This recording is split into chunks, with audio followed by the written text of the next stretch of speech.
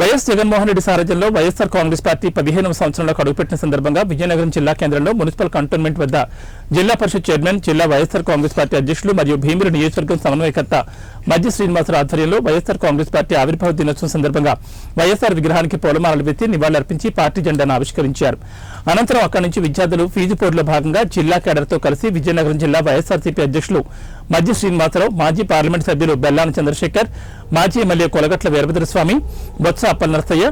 బడ్డుకొండ అప్పలనాయుడు, సంబంగి వెంకట చిన్న అప్పలనాయుడు, కడుబండి శ్రీనివాసరావు, రాజాం అసెంబ్లీ నియోజకవర్గ incharge doctor Rajesh తలే, వైఎస్ఆర్ కాంగ్రెస్ పార్టీ విజయనగరం జిల్లా వివిధ అనుబంధ సంఘాల అధ్యక్షులు, విద్యార్థులు, వైఎస్ఆర్ కాంగ్రెస్ పార్టీ కార్యకర్తలు, నాయకులు, అభిమానులు భారీ ఎత్తున పాల్గొని జిల్లా కలెక్టర్కి వినతిపత్రం అందజేశారు. వేలాది మంది యువత ఇవాళ రోడ్డున పడి ఈ ప్రభుత్వం 9 నెలల్లో ఎన్ని రకాలైన మోసాలు చేసినా యువతకి ఏ రకమైన పేద విద్యార్థులకి ఏ రకమైన మోసం చేసిందో ఈ రోజు నినదించడానికి ఈ ప్రభుత్వం ఎన్నికల్లో ఇచ్చిన హామీలని మెడపచ్చి అమలు చేయడానికి ఈ రోజు రోడ్లెక్కి నిరసన తెలియజేస్తున్న ఈ ప్రభుత్వానికి విచ్చేసిన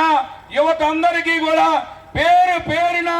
ప్రతి ఒక్కరికి నమస్కరిస్తూ ఈ వేదిక మీద ఉన్న మాజీ శాసనసభ్యులు, వైఎస్ఆర్ పార్టీ ప్రజాప్రతినిధులు,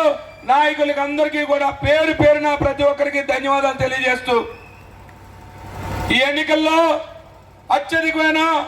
మోసాలు చెప్పి మాయ మాటలు చెప్పి మీకున్న ఎల్లో మీడియా ద్వారా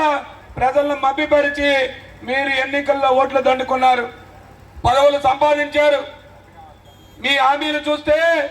కొండలు, మీరు చెప్పే మాటలు చూస్తే ఇవాళ ఏ కార్యక్రమాలు లేక ఇవాళ మీరు సుమారుగా మీ అందరికీ తెలుసు ఆనాడు పేదవాడు చదువుకోవాలి, పేదవాడికి ఈ రాష్ట్ర ప్రభుత్వమే విద్యను అందించాలి. ఆనాడు బాబాసాహెబ్ అంబేద్కర్ గారు ఏదైతే మాటలు చెప్పారో